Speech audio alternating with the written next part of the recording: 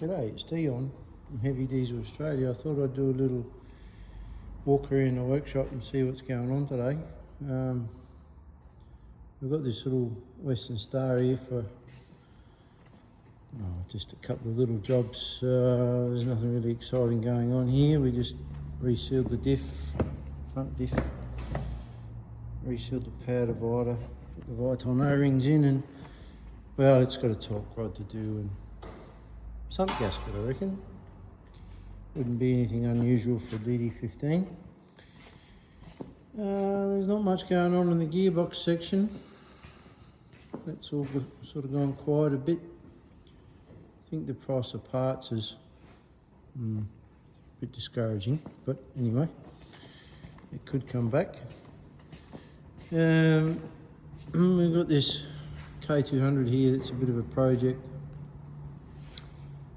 It had a crash about 5 years ago. I don't know if it hit a tree or a pole right there in the middle. And it got the roof replaced and, you know, all the front done and that, but sat around after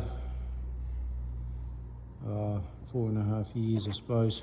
Sat around and not after the roof got put on it, not much achieved after that, so the owner decided to bring it to us, and I suppose we've had it for 10 months, but it didn't have the grille, it didn't have all the interior fitted when we got it. It just had a bunch of wires. It just had a bunch of wires and no dash in it, no steering wheel, gear stick, no trim. Seats gone, carpet's gone, you know, it was a proper mess. So the fella that helps me out's done an amazing job of getting the interior back together. Seeing he didn't pull it apart, so he's done very well there. And I guess we've got to go over the chassis bolts, because we found a couple of loose ones in the front cab mounts, and we think, well, maybe we better check everything. We're fitting hydraulics to it. We've got another tank outside. A brand new second-hand light bar for it. And yeah, that's coming along. So we've got another stainless wrap tank outside for it. And what else are we waiting for? Can't remember, something painted silver. Anyway, moving along, we've got this Rego repair job that I've had here for a little bit. The customer bought it second hand, and we rebuilt the motor last year, as you can see, in November, on the date there, November.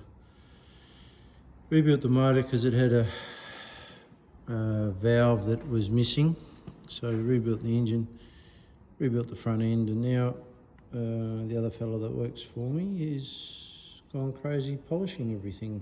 Customer wants everything polished, so he's done a great job polishing up the tanks and rims. He's got the bumper bar to go, and we've got stainless guards to put on it over there, Lelox guards. We've got stainless guards to go on, new turntable. I don't know. We fitted cruise control to this truck because it didn't have any cruise control, which is odd. I don't know too many late model 409s without cruise. And this is the other tank, just getting sanded. It's got a big ugly gouge there, but I guess a bit of grip tape will hide that. New step coming. That step, bottom step's busted, bent, busted, and seen better days.